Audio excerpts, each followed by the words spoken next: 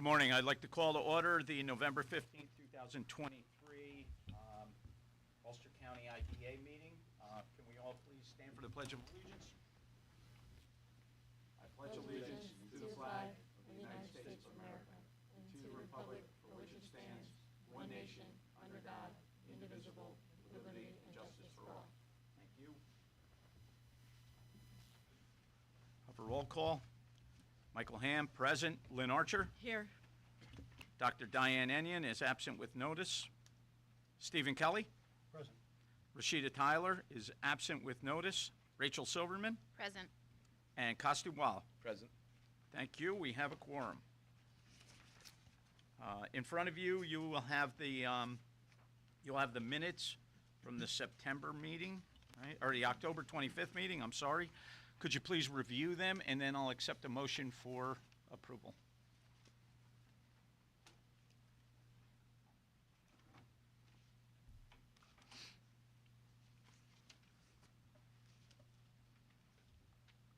Move to accept. Second. All in favor? Okay. Thank you. Public comment on agenda items only. No public comment? No public comment? Okay. Executive session. We're going to go into executive session to discuss matters of... Personnel, qualifications, background. Thank you, counsel. Bill, it should be 15 minutes. It's the standard, okay? You need a motion. Yeah, oh, I'm sorry. Can I get a motion to go into executive So session? moved. Second. All in favor? Aye. Thank you. About 15 minutes.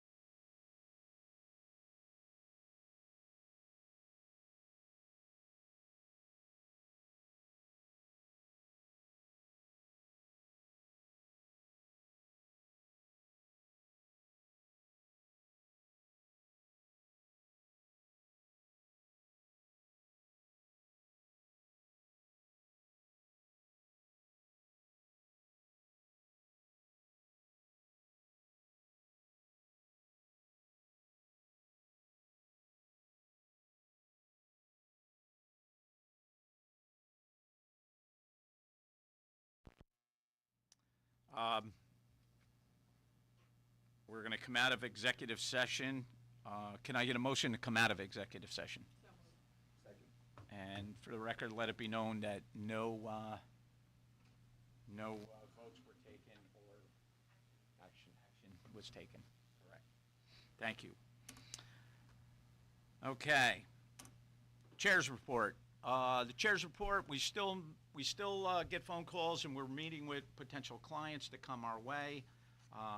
Been working very closely with the executive director on matters of economic development for the county.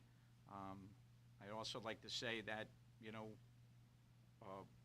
we had a plan in place when I came in as chair, and so far we're hitting all those deadlines. So, hopefully we're wrapping this thing up and we're right where we need to be by the end of December, last meeting, going into 24. So I'd also like to thank the board because you guys do a great job on these policies, and it's a lot of work on governance, audit, okay, finance. Everybody has been all over it, okay, and I appreciate all the hard work. Thank you. We'll now hear from the executive director. All right. So, do you want me to start with the personnel stuff? It's not in here.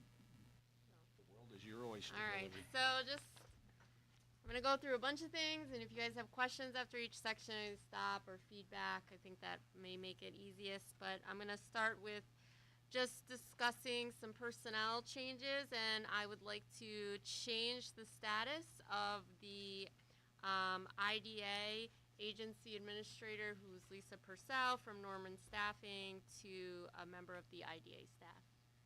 Anita. Can I get a motion to resolution. accept Hillary's proposal on changing our administrator to IDA staff? So moved. Second. All in favor? Aye. Congratulations. Welcome Lisa. aboard. Yay! Great job. All right. Yeah, if I could, just say, I think it's important to acknowledge your efforts coming in and being the sole person in a new job and really kind of helping us get a new organization structure in place to support the agency and this board. And so, thank you. Yes, thank you, Lisa. We're super excited to have you on board. Great job. Yeah. Excellent. Great job. Yay. All right, so moving along, I want to give everyone an update on office space for the IDA. So we're excited to announce that we've secured a lease at 224 Fair Street, Suite 3, right here in Kingston. We are in close proximity to the county building. However, just so everyone knows, our board and any committee meetings will still be held here in the county building to ensure space, ADA compliance for the public. However, we look forward to Lisa and I being able to work in office, and everything should be, moving right along in the coming days. So as an update as to where those things are, the office was painted on 11/14 by Jeff Mayer Painting after obtaining 2 bids as per our procurement policy. Jeff came in as the lower bid by $100 from the other company. In addition to painting, a few other purchases were made prior to our meeting today, and that was including 2 chairs and 1 desk. The desk was $163, and the 2 chairs were $219 for a combined purchase of $382. And so this falls under our $500 limit on bringing things to the board. However, that's only part of what we need. So with respect to securing the office space and furnishing the office, we made these expenditures on an expedited basis, given our timetable to open the office, and they're consistent with our policy regarding procurement and our bylaws regarding expenditure of agency funds. So we do need to, so that total for the painting and the office furniture was $1,382, and I would like a resolution from the board confirming those expenditures. Unless there are any questions, I would ask the chair to seek a motion and a second and a voice vote. Those are Joe's words. Can I get a motion to accept the expenditures for new office furnitures and the painting? So moved. Second. All in favor? Aye. Thank you. Okay. So we were also able to move ahead with phone services, and we're having phones and internet set to be installed today. We went with Spectrum. Not only was this the most cost-effective service, as we were able to get a second phone line free for the first year, so that helped reduce our costs. We also now will have wired internet service into the building, and that just gives us a more reliable internet connection, as well as likely more security, and allows us to be fully operational from the office. So we're excited and pleased that that moved along. And then to complete our official move, we're looking for the board authorization to purchase the remainder of the office furniture needed. So attached should be in here. It's in the yellow folder. In the yellow folder. It's just a list of some additional office furniture needed. Thank you. So we need, sorry, just so I don't lose my train of thought. So these are basically the exact items we're looking to purchase. As Mike witnessed yesterday, I don't have great depth perception, and every time I pick something out and then walk over to the office, I'm not sure if anything fits. So, Motion to enlarge the office. I just keep driving Lisa crazy with this, but we need to purchase a second desk, a small conference table with some chairs, a filing cabinet, a little sideboard cabinet, as there's no closet, so to keep some office supplies, cleaning supplies, as well as small office items like a clock, coffee pot, a shredder, and just everyday office, mats for the floor. So if you look on that, the total for some of the big items, and then we have a second thing in Staples, in our Staples cart for like a couple $100, I think, is about $1,235 for the remainder of the office items, plus the Staples, which I think is about $300. So we would just need a motion to approve those purchases. Thanks, Lynn. So moved. Well, I think Second. Can I get a motion to accept the additional office furniture and equipment needed to furnish the new office space? Second. Thank you. All in Thank favor? Aye. Aye. Thank you. okay. And then the other thing is we need to secure liability insurance for the rental of the office. We have one quote right now from Ulster Savings. I've requested a second quote. I just don't have it back from them yet. I did try to stop by the office.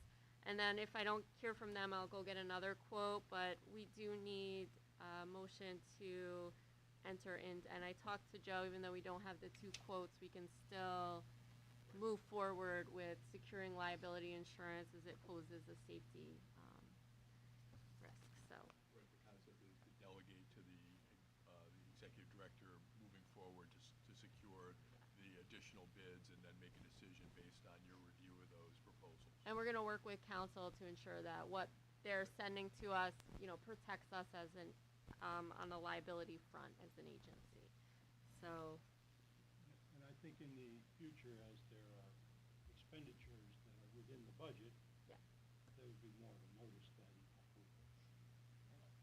All right, so moved. Second. All in favor? Aye. Thank you. okay. So any questions on the office? All right, moving on. So we're excited. Not going to be a long commute from there to here. Yeah. No. All right, so just kind of giving a summary of where we stand with projects. All of the potential applications for any projects remain in the pre-approval process, and in the last few weeks since our last meeting, we did hear from one new developer who creates solar farms and energy storage on brownfield sites, and has reached out just looking for potential sites here in Ulster County. And we're just excited to hear from a diverse range of applicants. However, we have not received any new applications since our last meeting, but we look forward to projects that are in the works moving along and bringing completed applications for the board to review in the coming months. Questions on that? Has the county economic development director reached out to us at all in the last month? So he was actually on the meeting with the brownfield developer, and I am meeting with him next week. So I have reached out to him, and I did see him somewhere else. But he and I are going to sit down and have coffee next week. So I'm excited to work with our, UCIDA on projects as well. And just kind of an update on where we stand with outreach. We've continued to be engaged in the community as well as stay abreast of understanding the county's needs and objectives, focusing on economic development. And since last month, we've met with the following. I met with Sharon over at the Office of Employment and Training on 11/2, and we had great conversations on how to work proactively to meet the workforce needs of businesses, especially on larger projects that may be coming to the area, or employers that are looking to grow or expand their operations. I met with SUNY New Paltz, staff from SUNY New Paltz on 10/26 to discuss their career and businesses services, as well as understanding their post-secondary education programs for high-skilled and in-demand jobs, kind of knowing what's going on in their realm and how they work within the community for workforce. And we're continuing to attend Chamber of Commerce events. Most recently, we attended the Mixer on 11/2 at Tasca Motors. And these events have served as an excellent opportunity to get to know our business community. We hope to continue to be accessible to the community in the month of December, and so far lined up on Friday attending the Council of Industries annual expo, the Chamber of Commerce Mixer at Old Savannah on 12/6, and Ulster Strong is having an event out in Gardner on 12/7. You guys, Have yeah. you met with SUNY Ulster? So I'm meeting with them. That's the next line. Oh, okay. Sorry. But yes, so we're continuing to work collaboratively with the county. And next week, I'm meeting with Kevin Lynch, the Director of Economic Development, and Chris Marks and Barbara Rear from SUNY Ulster on Thursday. I'm still trying to put together a meeting with BOCES. So I just haven't heard back from them with a date, but we are excited. And if anyone has other ideas or places in the community or events going on, please let Lisa and myself know. We'd be happy to attend. So, and in addition, we've located the JANIC Group's report, which has been very helpful, and we're eager to tackle those suggestions and some of the outreach models proposed in that report. It was really comprehensive and gave us a lot of ideas and strategies to use going forward. So, questions on any of those? All right, moving on. So our annual report, coming up on annual report season, and we are continuing to make progress on the annual report. We've coordinated with our CFO, Matt Jones from BST, as well as council attending that meeting. We've confirmed our auditors for the 2023 year as PFK O'Connor Davies, and we look forward to working with them.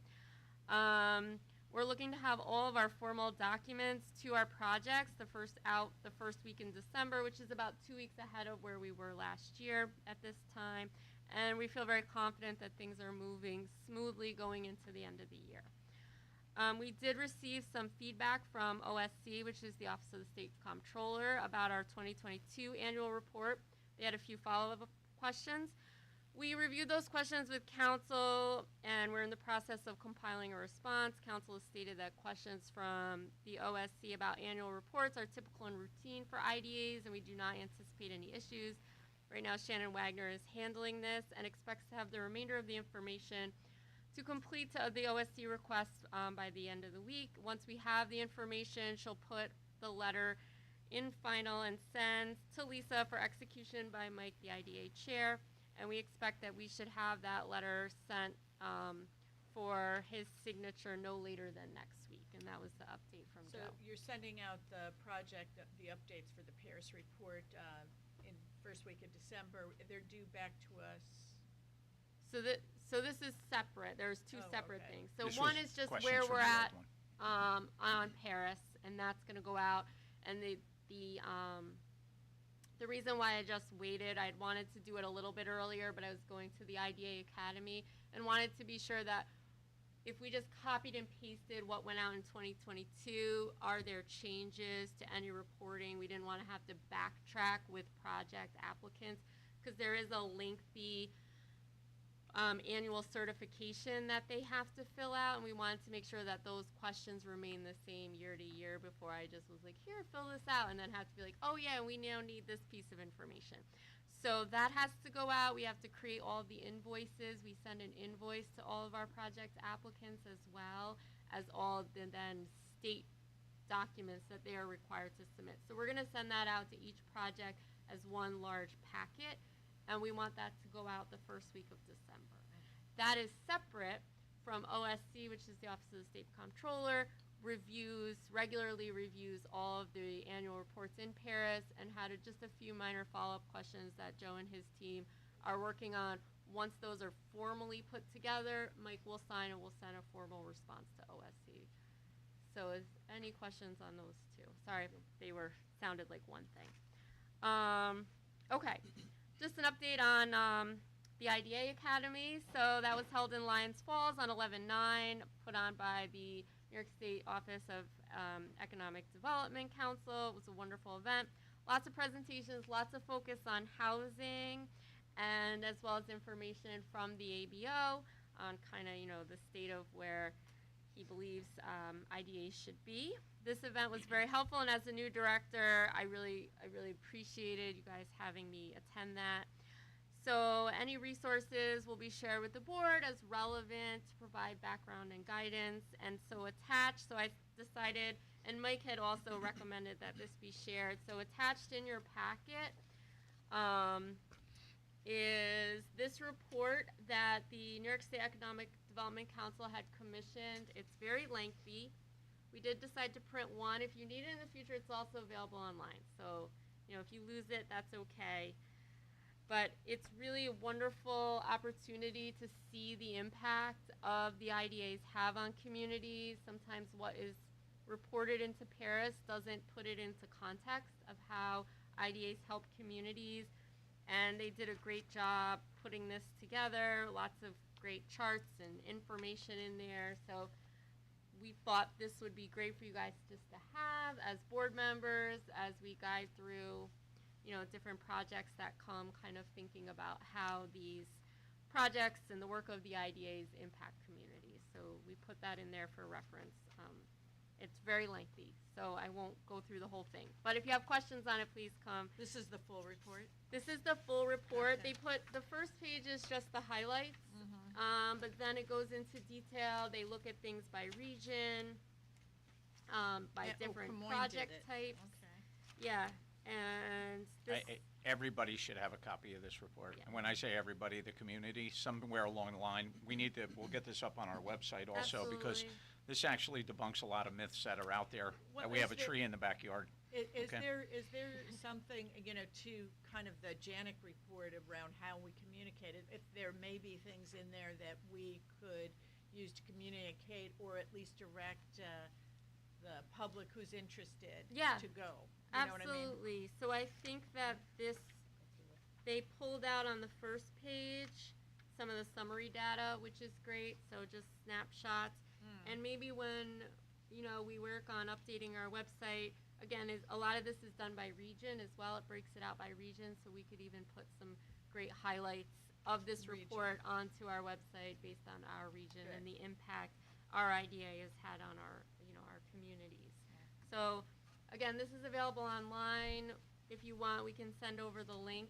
So feel free to share it with your friends, neighbors, people in your community.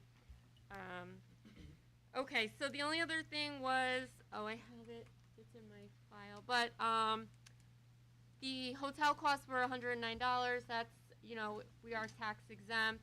So I was just hoping that we could maybe get a motion to be reimbursed for those expenses. We can make the motion. It is in our policy to reimburse Hillary for these trips, but you know what? For transparency reasons, can I get a motion to accept the expenses for Hillary's trip up to the academy? So moved. Second. All in favor? Aye. Thank you. Okay, so that's the IDA Academy. Again, lots of great stuff, and I think, as it becomes relevant to what we're working on as a board, I'm happy to share that with everyone. And so the other updates I have kind of are with the RFP out of governance, so I'm happy to do it now. Okay, so we had put out an RFP for the technology services as soon as the end of the board meeting last month when it was discussed, and we were hoping to have those back for this board meeting. I know we had pushed it back, so our time frame was a little short, but we thought that would be enough time. I sent it out directly to 8 local companies or companies that were recommended, in addition to companies who had put in for the previous time the RFP was sent out. And I also pulled companies off, local companies off the MWBE list, trying to be as inclusive as possible. We'd like to, and I kind of just cut out the section of our procurement policy, so just so you're aware that we're responsible to make a good faith effort to obtain, the number of proposals, or quotes for services, and if we're unable to obtain that, then we'll document the attempt. All of those were set out via email, so we have record of that. And in no event shall the failure to obtain the proposals bar the procurement. So we really need to move forward. What I'd like to do is use the RFP as the model and the scope of services, and directly kind of call and engage in conversations with recommended vendors, and then hopefully for December bring something concrete to the board. We're good? Yeah. Okay. So that's where we're at on that. And then you're gonna do the audit, so. Oh, okay. And then there's just one other thing, and this is gonna also, On a roll, you can do the audit too. It's not gonna take very long. all right, well, sure, if you want me, well, we can move through the audit committee. But just one other really quick thing, just so you know, I've spoken with council, and they're drafting a policy that will be submitted to governance for review and brought to the board for a vote, hopefully, and this is in relation to our in-person and remote attendance policy. We really need to formalize that, and Joe and I have spoken, and so that should be coming to governance shortly for review. And can you just update me, what is that? Is that to allow people to call into a meeting if they can't attend, or what? It's really kind of the opposite, I would say. So basically, New York State, and I could be butchering this, Joe, so stop me, but New York State has virtual attendance policies that are very concrete, and we are following them. But it does allow boards to kind of create policies that are more concrete for the different types of boards. So we really need to have a policy. The policy So we can't. don't have one today? We don't. We can't Okay, thank you. supersede the law and start making up our own ways to attend, but we should, as a board, have a very concrete policy, so it's clear for board members when they can't attend what needs to happen, or in the event of, let's say, you're having an emergency, what we do and how we handle this in accordance with the law. And so, Joe, am I right in this, Joe? Okay. So- We don't have a policy currently. We need one. We need Sorry, one. We don't have a policy. There is a provision in New York law to provide for such a policy, and we'll have a draft for you to submit to the governance committee for their review, and then it'll come back to the board. Yes. But the policy will not supersede New York State in regards to a quorum or voting. Yeah, which is in person. Yeah, we still need the correct number of people for in-person quorum. So we are following the law. We're not. It's just, I think it needs to be clear to the members. We should have a policy that we can refer to, and so we're just looking to kind of formalize that, and so that's going to be coming to governance. So just now backtracking, I'll do the audits real quick. So on page 9, scroll through. All right, so spoke with Kevin, and just following up from last month. As you know, Innis is every other month, Aferia is every month, but we did ask Low-Key Brill if they could put the overall project compliance on the report for you to review. Previous to that, it had been in an email, and I know there had been some confusion. So as you can see, Innis, their overall project compliance is at 83.49%. And Aferia, their overall project compliance is continuing to go up, which is what was anticipated, and we had sent them a formal letter about their overall compliance, and so I believe it's gone up about 2 points. They had been hovering at about 68, and now they're up to 70, and I think it was Rachel that asked where those numbers come from. And I did ask Kevin, and he said that every week they submit reports to Low-Key Brill that is composed of payroll, the staff, and so that is averaged out, and so that's that number that we get is that overall compliance is based on weekly payroll reports. And they do on-site visits too, though. They do, yes. Like yeah. Yeah, every month for Euphoria, they're on site. These are unannounced reports, and then Innis is every other month. So that's So- that snapshot is the It second seems to page. have that India says head count of 89 workers, but when they went out there, they were only able to find 4 of them. Yeah. Hmm. Afaria too, you know, I mean, we did send that letter? That letter did Yeah, come through the you letter guys? went out. Yeah. You know, because They did, I've yeah. got a real issue with, you know, and that was prior to our policy changes, I believe, Joe, that they checked the box to receive the points for 75%. Right, they have to be at 75. Yeah, and you know what, okay, I'll follow up on the letter a little bit. I didn't see the letter that went out. I didn't Yeah. get to review it, but, you know, I know that, that number's been upside down. I wonder what day they would have checked on Innis, because Innis, we reported total monthly head count of 122 workers, but they were only able to find 2 of them when we went out there. So Well, if it's during the week, that would make sense because the bulk of their activity ends up being weekend, like Thursday through Tuesday. So if they went out like on a like And on then a, on Monday, when they're basically closed, you have 2 security guards and that's it. that's it. and Right, Yeah, but- so you know, you may, Maybe we ought to ask Loki Brill to go on a Friday, schedule that when it's Right. or a Saturday, or a day when they're in operation. full Well- operation, This is yeah. really not very useful. I don't So think. just to backtrack, Yeah. I'm sorry. So just to backtrack, this is the construction report. So when they're creating the project, and just stop me if I'm wrong, Joe. When they're creating the project, they have to use 75% local labor to do the build out.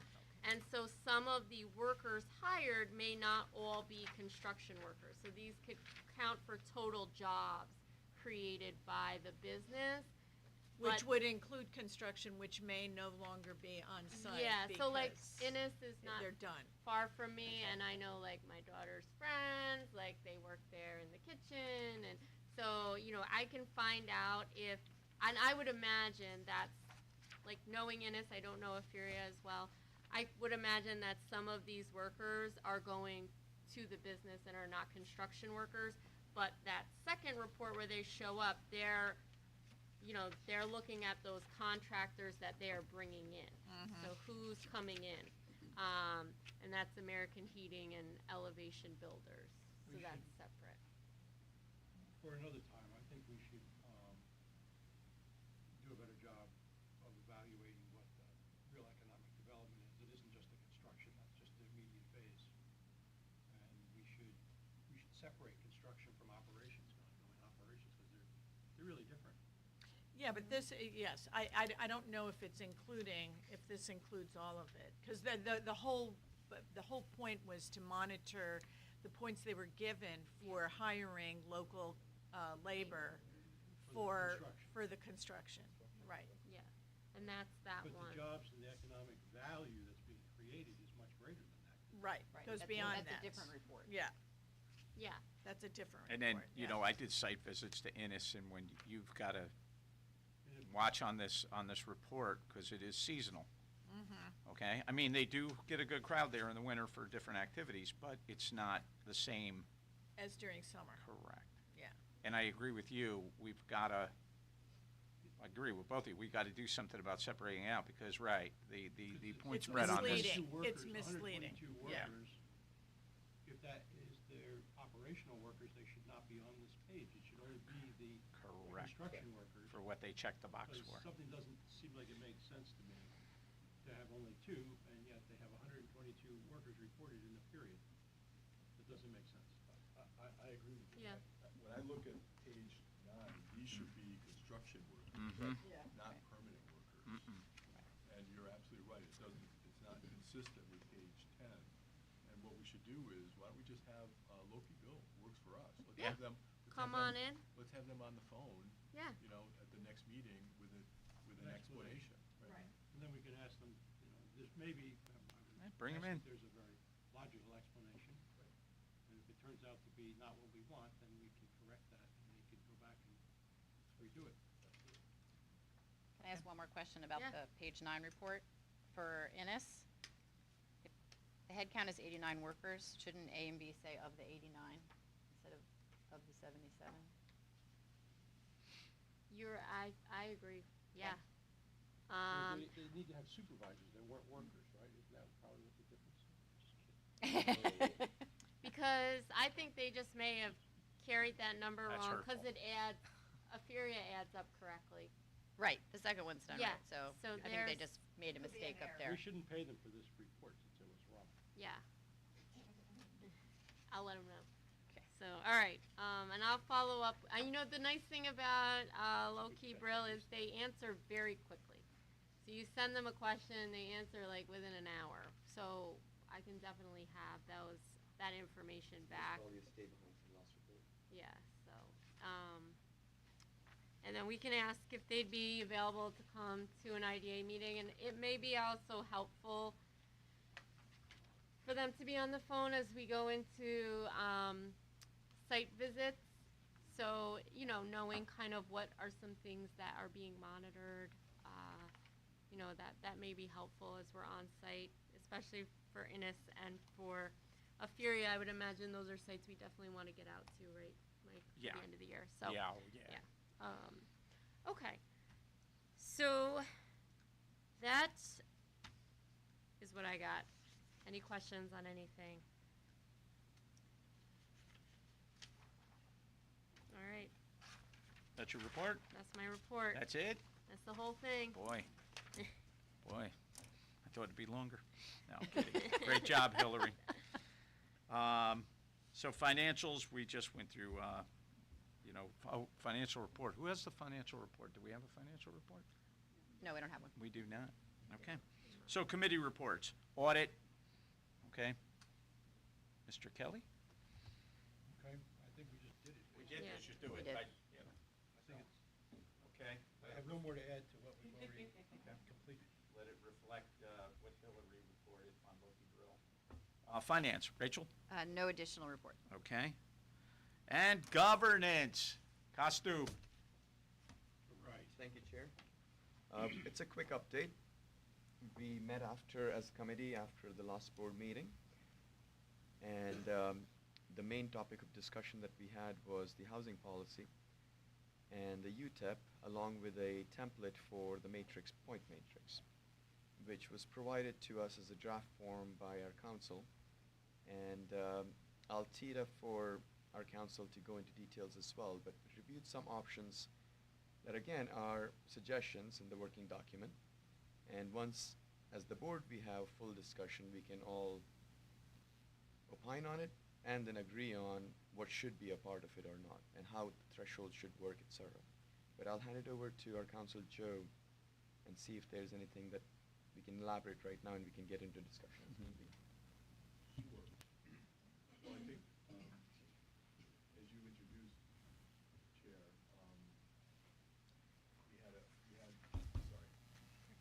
we had a governance committee meeting yesterday at, Monday. I'm sorry, Monday, yep. Days are running together for me, excuse me, on Monday. And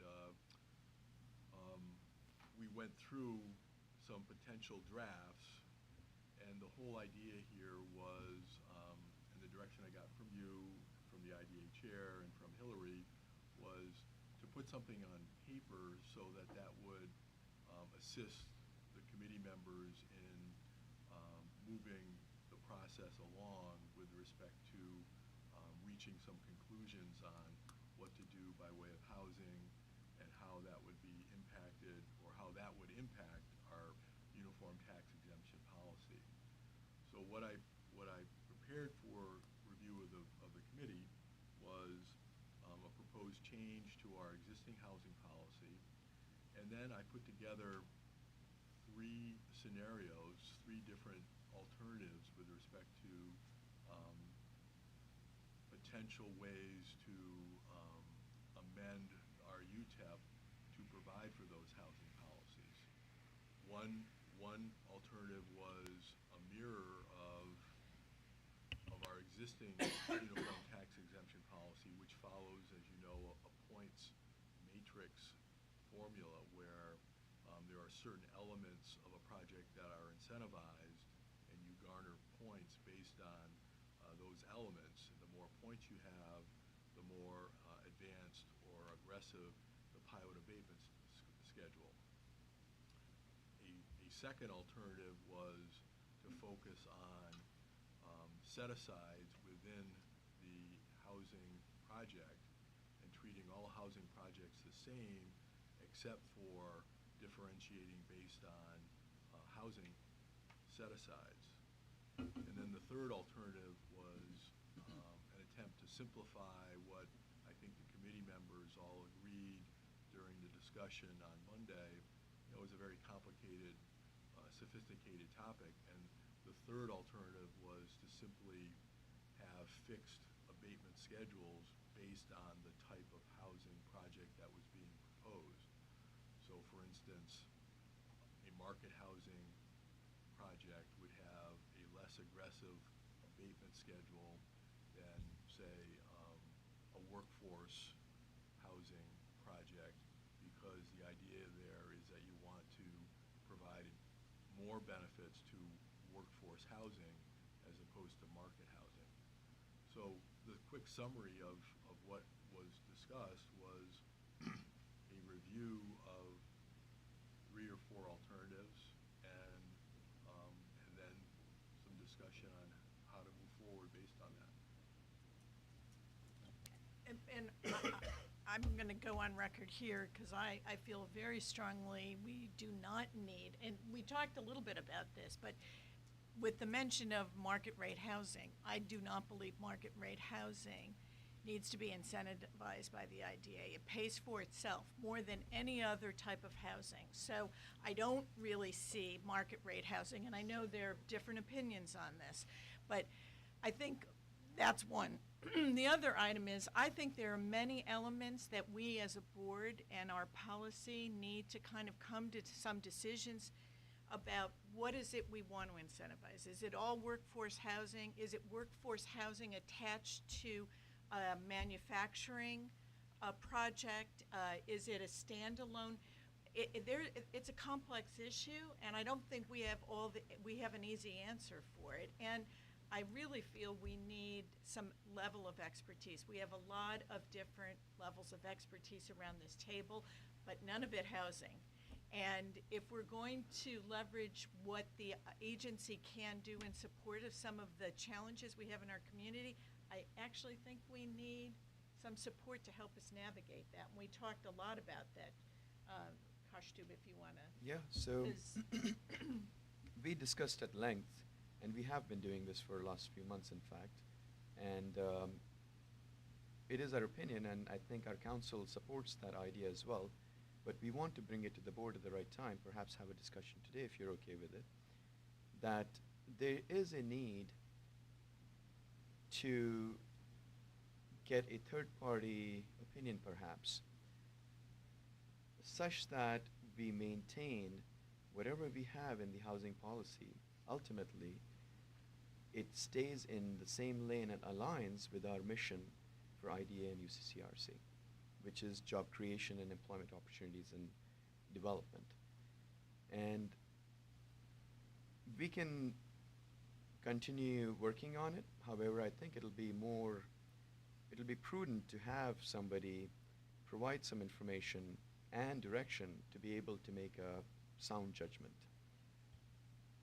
Our thinking right now, and that could be a recommendation as well, depending on how we go through this, that we RFP for a third-party consultant, perhaps in tandem with, if that's a possibility, perhaps in tandem with other IDAs, because other IDAs might need it too, while also considering what to do with the current policy and how to think about it.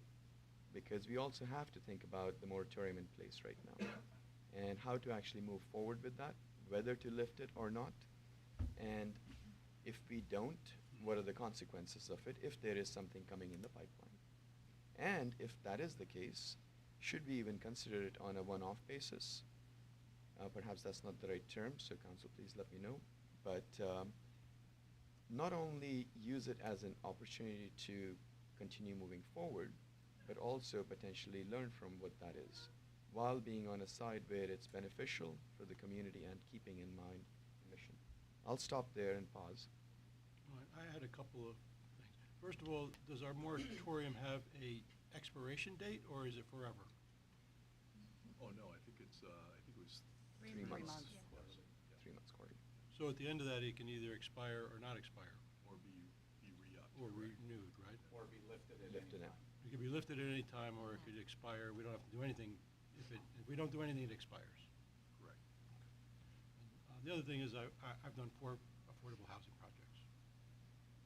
So I have some experience in this. So, You're the reference here. Right. Yes, I'm just okay. saying that when you say none of us have any, that's not true. I've done 4 of them. so is it safe to say that we could move ahead almost, I don't want to call it, like, I don't know what else to call it, an umbrella policy on the housing that almost is on a job or a project-to-project basis based on, from what I'm hearing, the community needs? Well, that was one. In the interim, Yeah. In the interim. in the interim. And you know, Lynn, I'm gonna coin Lynn's phrase, she loves this one, is that these are always living, breathing Yes. documents that, you know, you learn as you go. We learn as we go. It is iterative, and that is where I was going, and I agree. I don't think any of us have the objective to hold anything from a project standpoint. So if there are any projects coming, we should look at those. We should have the pre-meetings, et cetera, and understand where they fall. If they're on the highly aggressive side, we should not be as comfortable if they're not meeting the community needs and the mission alignment. But if there is something that we should be thinking about that's completely out of the box, let's bring it to the table and think about it, but broadly discuss with perhaps Steve, or he has some experience, or a third-party Well, I have consultant. experience with affordable housing. Sure, sure. Right. But I would say that it's time that we lift the moratorium and we figure out how to have projects brought before us. Just because they're brought before us doesn't mean we have to approve them. I think if every project that doesn't come before us, we have no impact on at all, except maybe to prevent them from happening. If we're able to, I mean, housing's the biggest problem that there is in the community. If we have to go round and round on this forever, because we're trying to define this, I just don't think it's practical. I think we should look at every project that comes before us and then make a decision. Can we help them or not? And should we help them or not? Maybe that's the first one. And there may be differences of opinion, but I think all of them should be in front of us so that we can have, because we don't have any projects right now, and this is the biggest problem, the biggest challenge for our community is housing. Yeah, but we've only had one housing project come before us, or even inquire at this juncture. That's So because let- we have a it's not- moratorium. Why would they come to us? if Well, there's they would no- still, if you were interested in doing a project here, you wouldn't be exploring where are you guys at, what's going on. I'm not suggesting that, we should we should say that is prohibiting projects from coming, or that it is, we only have one project. I think it's, But with a moratorium, nobody's gonna bring projects if there's no, if the bank is closed, you don't go and. They're not gonna pay their I advisors. totally, for all of I that. totally So understand we need that. to get rid of our moratorium, and we need to, I suggest that we agree that we're gonna entertain every project, and then we'll decide. That's what the wisdom of the board is. Well, I'll defer to the council on this, because part of having a policy in place is having some general guidelines that help people navigate to, bringing a housing project before us, right? So we can look at all these projects, but if we're making just, we'll do that one, or, we want to have some guidelines that will help us to decide, so that we're not putting ourselves in a position where we'll be No, I'm not saying that. I think we're delaying. I think So, we should- so what are your recommendations? recommend that we lift the We met moratorium. but we met and we've been trying to pull together some of these things. Just lifting a moratorium to what? What's our guidelines? What are our guardrails we go around a back to housing whatever policy? the guidelines were before. They are required to do a cost-benefit analysis with Yeah. their application. In addition, we have a very clear mission. So, you as a board can be very conservative in projects coming and really look very closely as whether or not, a housing project, is it aligning with our mission? Is it serving the workforce community? Is it tied to jobs? What is their financials bringing it to the board? Because as I think everyone is mentioning, there does need to be more information. I think a third-party study would be a great way for us to get actual data and align with our mission. But not stop a project But from not coming. That was stop the point we were making. project. Let's do in tandem, bring in a consultant to help us, have them be part of a cost-benefit analysis if we have a project coming before us. But look at our policy and say, are there any tweaking before we lift the moratorium of what we want to do with this policy so that it aligns? So we're kind of trying to move forward and learn as we go, but also Well, I with the think guidance of someone with expertise in helping us to develop a comprehensive housing plan. I don't have any problem with amending our Current, policies yeah. as we go along.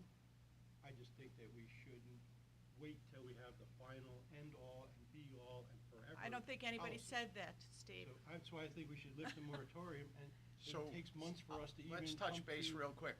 What do you see as, I know we talked about it 2 months. What do you guys see as a sunset date on this? I know we had one. So I'll say, I don't see a sunset date to be very soon because of what we're discussing. However, Okay.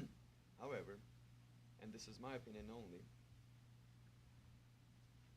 when I see a moratorium, because I have looked at other businesses as well, I see it as a sign that says not open for business.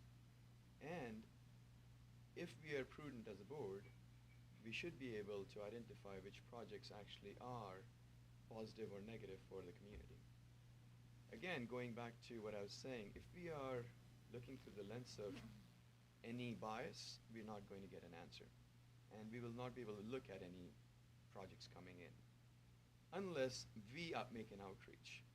And given that all documents that we have are living, breathing documents, and they will have to be amended at all times, my initial reaction is that we should lift the moratorium, again, initial reaction, work in parallel with a consultant on a prospective housing policy while being able to review any projects that are incoming. Okay. And I don't That's have. what any- I just said, but yeah. Yeah, yeah. So- I don't have agree. any- I mean, I think that's what we came away We should. yesterday. So this was not just, I'm not sure we agreed on a moratorium, that's whether we lift it or not, but No, we said we needed to Right. look at it, and we We would need to look look at at it, lifting yes. it come December. Everybody get a copy of the yes, policy and everybody if there has was their anything. vote and opinion, and everybody, yeah. Yeah, I So- think that's exactly what we. So Yeah. I don't think the work of the committee halts whether or not No. we lift the moratorium. That's It right. does not. Shouldn't. It does not. Well, kn- I would want to go back and just look at the policy. Was Wh- there any which- tweak we wanted to Which you make can before still that? do. And I we mean, have a it's draft still. of that. We have a draft So, of the policy. I'm going to be so with bold red as to lines. say, you know what? I'm going to entertain a motion to lift the moratorium. So moved. Well, Oh, Let's talk to the council. we may want to consider that, have direct counsel to put together materials and have that as an agenda item for you to send to the. do you want to know something? Yeah, I'm putting the cart in front of the horse. Because I don't want to take any of the energy away from the governance committee. You guys you're in it, you know? When is the next meeting? December 20th. Okay, everybody here good with waiting till December 20th? To lift the moratorium. Correct? I would be comfortable with that if we're gonna have a vote on that on the 20th. Well, that's the intent. Yeah. But if there's still can't come to a consensus, I think we should lift the moratorium and move forward and continue with all that work to identify how I- policies could be revised to be made better.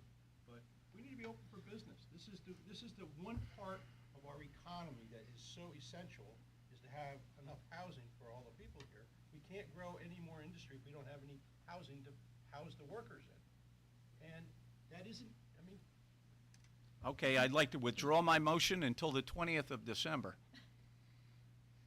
that's my motion. Oh, I would like to draw, yes, withdraw, yes.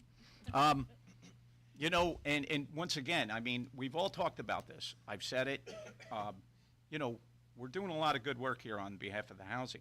We are not the entity to solve the housing crisis. We are here to assist, and we're putting our That's best right. foot forward to assist. While keeping in alignment with the mission. That is correct, and we always have to reflect back onto the mission statement, okay? And ensure, I mean, part of the policy, and just for clarity's sake, as, you know, understanding why we have policies is that it is also kind of the guardrails that protect us as we're making decisions, informed decisions, so that we're making them in a fair and, you know, it's not meant to just lock us into a certain Yeah. process or procedure, but it is intended to ensure we're being clear about what projects, you know, can be Yeah. considered. Yeah. And so not having a policy, we're I- not doing, and not I- ensuring we're tightening up and ensuring that, you know, it mirrors our intent, puts us in a position, and you can speak to that probably better than I from a legal perspective. Right, well, I think where you're going, Lynn, was the concern about making sure that we treat projects consistently. Fairly, yeah. We don't want to be arbitrary and capricious. That's that's the issue that we want to stay away from. That's a legal term. But you know, I'm being arbitrary and capricious, so I'm gonna use an example, Don't be arbitrary. okay? We'll use an example. A couple boards ago, we were approached by someone, and after you get digging through the weeds, although they checked all the boxes, okay, they were not good actors, which made that board not want to get involved in that project. And that's not being arbitrated, you know, that's not along those lines, even though we didn't do that project. No, that's good due diligence. That's Correct. That's And that's where I'm driving this train to, ready? Good due diligence, which means jobs that come before this board, okay, are, you know, everybody dives into the weeds on that. We dig it all up. Everybody has a job to do. But, you know, they're always job by job, you know, approvals. Project by project. I'm sorry, job by job. Project by project, Right. We okay? don't have any projects. This is the biggest problem that we have for the county. We have no projects in front of us. And I'm kind of in Why would that agreement, be? because the perception's out there, you know, although, okay, people aren't coming and knocking our door down right now about a housing project, but I do agree with Steve on the basis that, you know, that's out there. People don't come because why come? Why Well, come? there's still, listen, The bank's let's, closed. We're let's, not taking any applications for mortgages right now. no, Nobody's going to apply. well, let's also be realistic. The market isn't conducive right now to that situation, and there's still state money, there's still. Oh, I'm not disagreeing. Subsidize, subsidize, Yeah, subsidize. No, I'm not disagreeing. There's all kinds of but- money out there and COVID Right. And you know, filled the coffers to you know, some Lynn, we're degree, not, so- we're not gonna, We're not gonna solve 50, it. 60, 70 million dollar projects. Project. We're just a small part of that, you Right. know? You're right. Subsidies are, you know, They're available. there's a lot of things, a lot of background music. So, I mean, what we provide, and I think this, you know, and Joe was helpful in crystallizing the differentials between what the states and feds do and what we can do. We have the sales tax, we have the tax abatements. Those are the things where we can add value.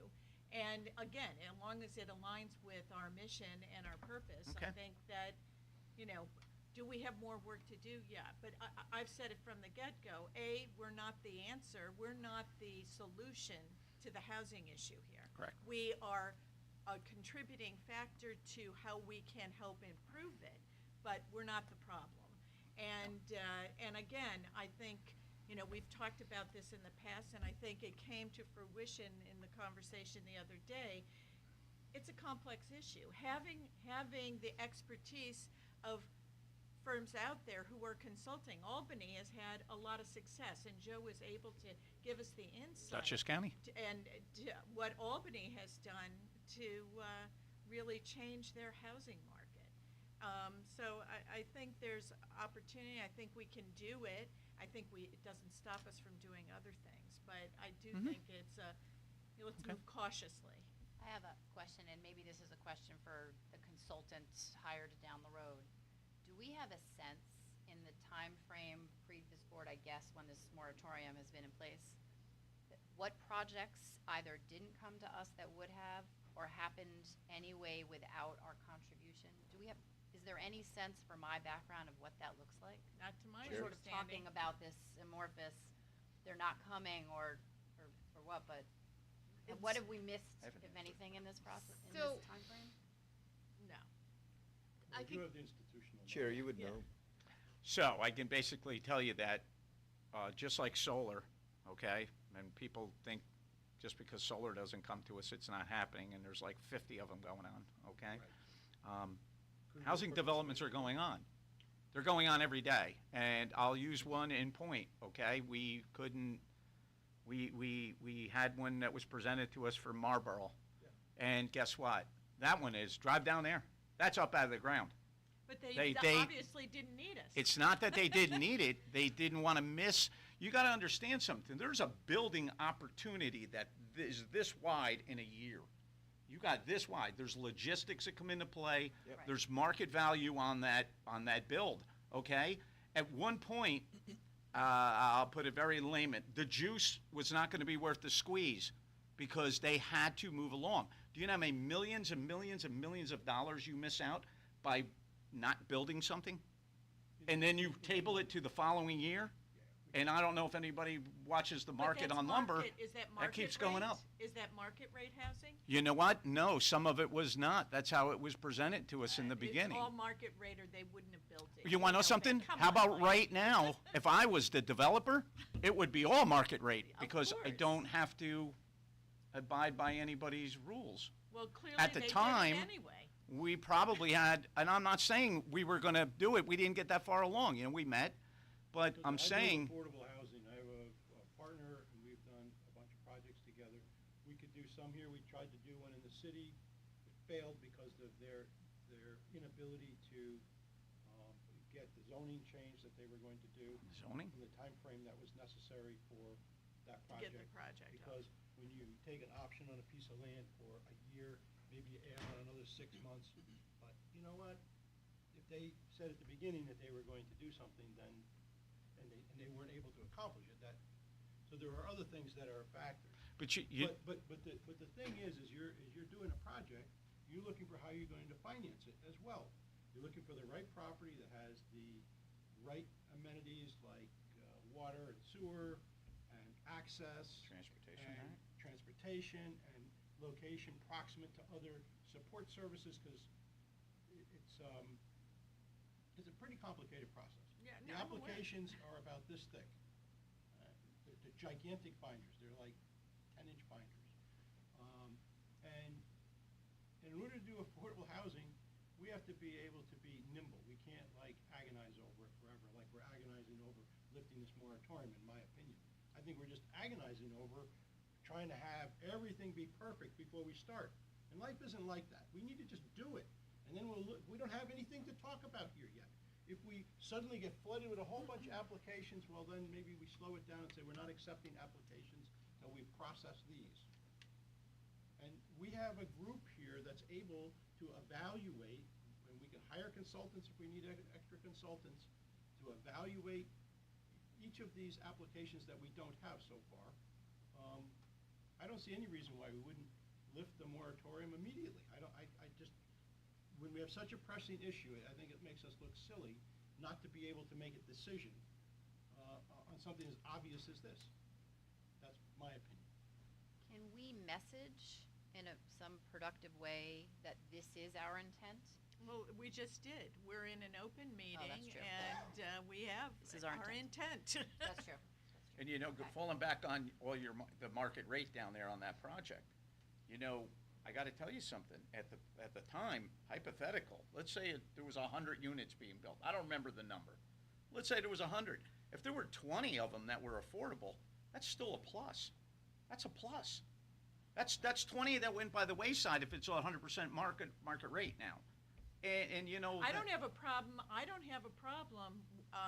not have a problem if there were market rate housing, or there were workforce housing that would be included, but I would not incentivize the other aspect of it. And see, that I feel very strongly. We do not need to incentivize market rate housing. It will pay for itself. Where we need to work on is workforce housing, where it's attached to income levels, because that's our issue here. But market rate housing, that does not need to be incentivized. But can we incentivize? And if it did, then it wouldn't be built. Right. Can we incentivize market rate housing to include affordable and/or workforce housing as part of its project? Are But we we not would- able to do Which that? would be mixed use. It's mixed use. Right. But we would only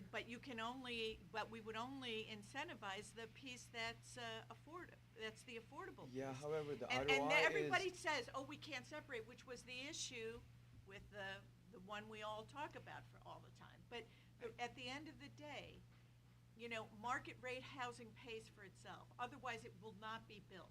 But that's What why we- we're incentivizing it to look different. Well, we could, as long as we're only incentivizing, and that's the big question, can we only incentivize the affordable piece? Why does Well, I it don't know. matter? Why does it matter? the ROI or the pro It's forma the is same going to be on. developer at the end of the day. You're, Yeah. you're asking All that, you're over. asking them to keep, Two separate. two separate lines books? instead of That doesn't one, make but sense. at the end of the day, Well, I have an issue with, I cannot support market Well, rate we don't housing. have So to that's a agree 100%. personal That's opinion, and the we'll thing. deal That's, with that you as know. we go, but So, I'm just laying it I out guess there. it's not an our issue. problem, but how do you get It over isn't the our hump problem if we get, of the income? Because Right. I know from you take a landlord's perspective on it, you can't even ask how much you make anymore. That's right. So, now you run into another brick wall, which isn't going to be this entity's problem. Right. I'm just No, I think we spitballing should- here. Again, I see it very differently than you do. And we don't have to agree, so that's okay. I see that all housing creates a space for someone to live, and kind of it's somebody moving up to a larger house, Correct. or moving Supply down from a larger impact. house to a smaller house. If you're renting, Depending looking on when for a you are, place, renting, you move. looking for a house to move to, It- or rental units of different stratus. Is All it- of that is creating a place for someone to live who may be living here already. If they're living here already, that creates someplace else, either a bigger or smaller unit. I So believe- people, I worked on the Woodland Pond project. Woodland Pond Great project. is not an affordable housing. No. It's expensive. yeah, However, what that did is it created, I don't know, whatever it was, 400 apartments. And those 400 apartments had were 400 people houses. had 400 houses that it I created. totally get the process, believe me. So, but you wouldn't fund that because you would say, well, that's for rich people. But it created houses that then somebody else, it's all, they're all related. like Well, that's what we're dominoes. They all hoping I that never said I would, survey and will Woodland set- will Pond show. is also a senior care facility, which is and that is a different No, than my just a father lived there. complex. Very, very familiar with it. I've Yeah, lived so, in- let's be clear what it is and what it is not. It is But a you got to care agree with Steve's facility. point of view Yeah, here. it's also- Movement, it is the- it's most of the movement. people who live there are Creating independent stock. people who live It's there. movement, They yes. live in their own apartment or in their own house that they could buy, and they actually buy into it. They are owners. I know they are, and they're buying into it because of, and getting insurance against the day they may need assisted care. That's the kind of facility it is intended to be, which That's is a wonderful fine. thing. Yeah, But it is a wonderful Every one of those thing. people, like my father, created a house for somebody to buy, Mhm. which in that case was me. Then I sold the house that I owned. Thank you for sharing this. In order to Story- buy my story father's gets house better. so that he could buy into Woodland Pond. So as you look at that, different size houses were made available, and different people in the marketplace, it created a lot of movement. And if you have 400 of those like they had, I think it was 400, that's a lot of movement. And so that's why I disagree with you, because I think that if we really care about housing, we're not just focusing on. And some people one can't building. afford a house, but they can afford apartments, and it's the next step. And everybody goes on that progression chart.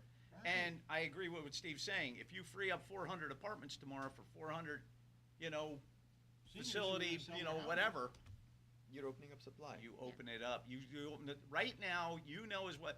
Hey, we will. I heard that the new economic development person You know, when he first got hired here, couldn't even get a house, couldn't find a house anywhere. Yeah. You know, it's stagnant, it's not moving. We get some movement here. So- And so that's why I still have I do not withdraw my motion. So to just to some take it off context. today. Just a little bit of context I think that maybe help clear up is that one of the questions that I was hearing from governance was the points that you were making were being made. It's just, do we have the actual data points that we need to tie it to our mission? So it's very hard to kind of go around collecting pay stubs for people, but if like, is there a way that, you know, maybe we could look, what are the local jobs paying? You know, so if people working at the hospital are making $90,000 a year, what is the rent that they can afford? And then is that rent tying to the project? And we need someone to kind of compile all of this in a digestible data. I Not- think, I don't no? think I not don't immediately. It can I be done think in parallel. It's Oh, no, yeah, in valuable. parallel, in Task force. parallel. It takes a long time Yeah, to that actually data- evaluate an application. I think you're going back, We're going round and round. I think the bigger issue with the policy was to taking a second incentivize. look at what is the policy that's, you know, under the moratorium? Does it align with our mission? Do we feel comfortable? We have enough in there to feel comfortable to lift it and then take the projects on. None of us had a chance to digest the current project, and that's what we had talked about. Correct me if I'm wrong, No, no, Kashti, current, but so from a current project perspective, we don't have anything. Mhm. And that's where I'm asking, if we have information, it'll allow us to actually make a better judgment. Now, does the moratorium affect the inflow of those applications? Yeah. And The we'll answer is find that's out it the- when we lift it. Yeah. The answer is yes, though. yes, It affects the chain, the flow. I mean, We'll see. I guess I Well- I just see it philosophically different than you do, because I think that all expansion of housing creates space in the market that we don't have. My It creates concern is. flow. Agreed.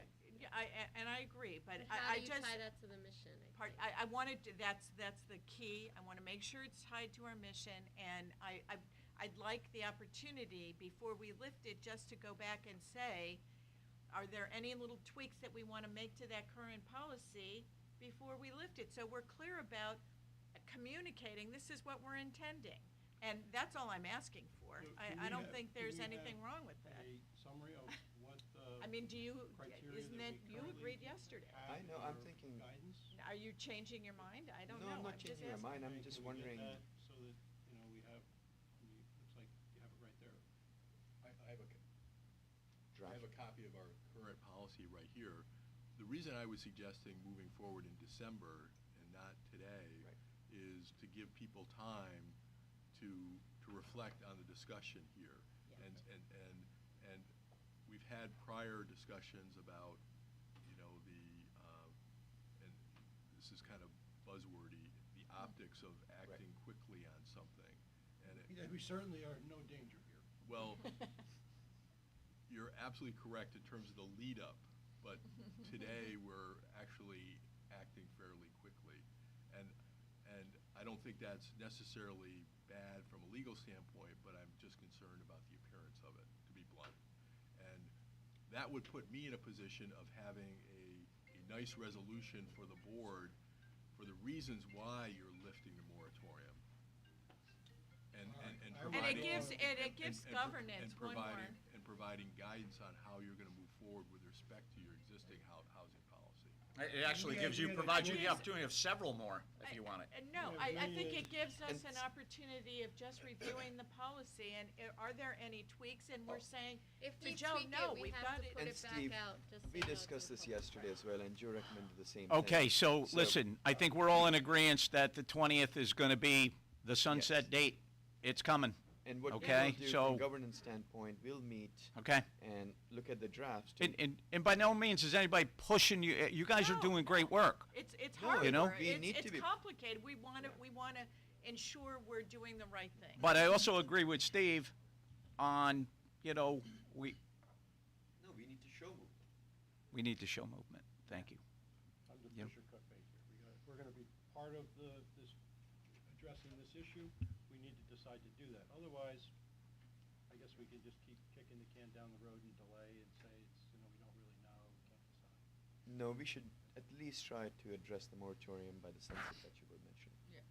So I make a motion that we sunset the moratorium policy at the next meeting, and that way we have, we're making a decision.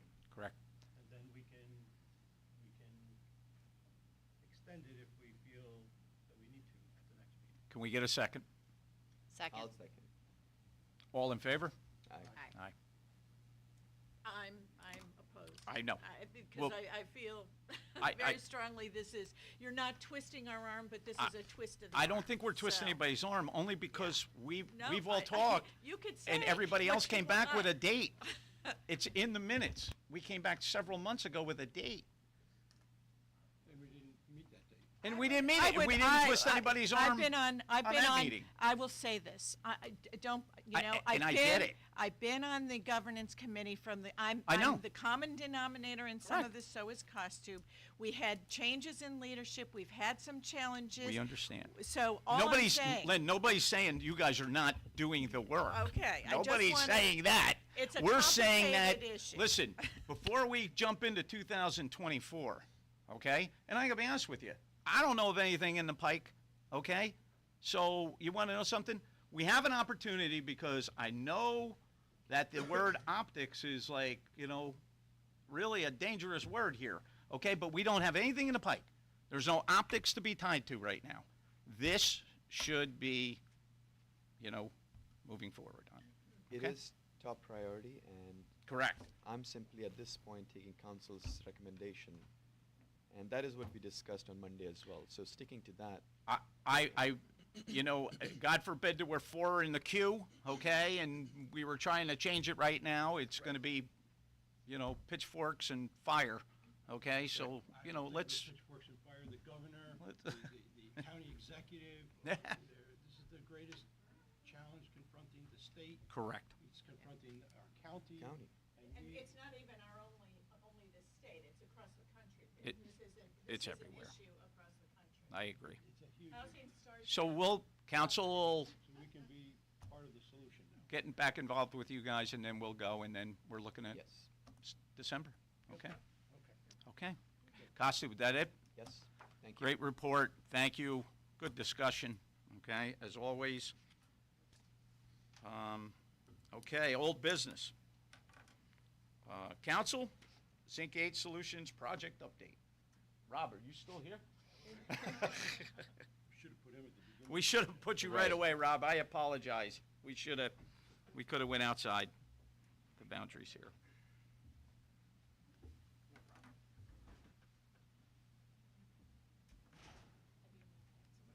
You have space? I totally forgot.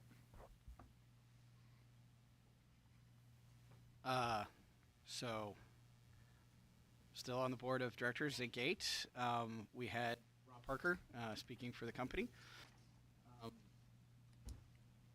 Understand there's been some items in the news about the company's operational challenges. The company is still moving forward. However, the other members of the board and I have brought in a new chief executive officer. We are working on a variety of items about moving the company forward, including assessing its technology and how to move forward. So some things, the company is still public, and some things I can say and some things I can't, but we are moving forward, confident in the technology of the company and where we can go. And I think that part of the company's growth story remains moving to Ulster County for our operations and growth. So obviously the company is in some challenges right now, and organizing those and taking care of them, but before we became a newsworthy item for not good reasons in this past fall, had already spoken with council of the chair to move the issuance to 2024 anyway. At this time, I don't have any adjustments to the timetable aside from saying that was there. That wasn't in anticipation of anything that's happened, just the logistics of growth plans. And I think right now the company is still evaluating timing, but Ulster County and our commitment to New York is a key part of what the board of directors sees the company's ability to grow and move forward and still be a part of this community. So that's kind of all I have to say. I can't give too many detailed updates because some of them are honestly in process. But for moving forward, we are still planning on being here and staying regular communication with the council and or with the IDA and council as needed. And if I can answer a question, I will. If I can't, I'll at least tell you. Questions?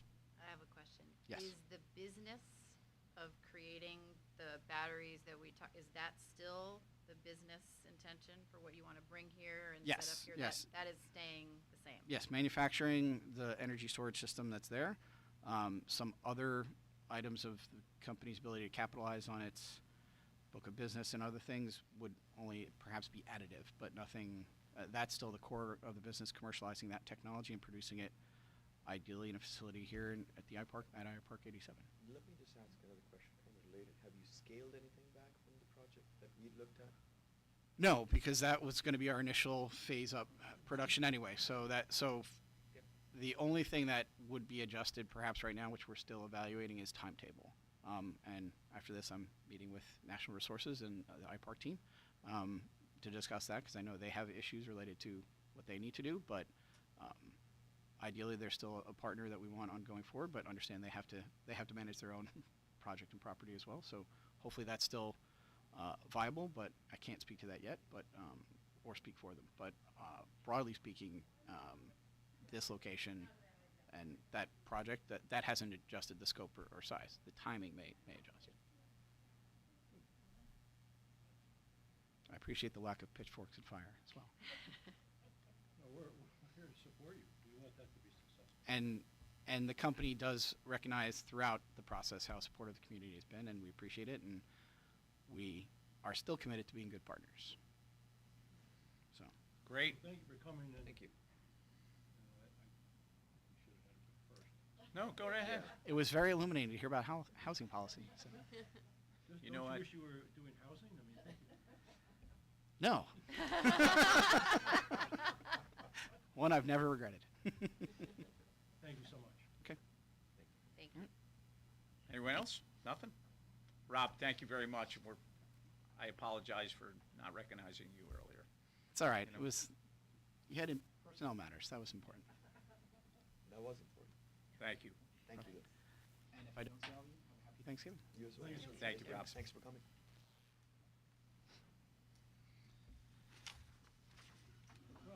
Okay, status of pending projects. Joe? No change in my report from the last two meetings, Chair. Thank you. And that'll coincide with pending enforcement matters? The same, yes, no change. Thank you, council. Is there any new business? Is there any new business? Motion for adjournment? Second. All in favor? Aye. Aye. Take like a 10-minute break? Okay.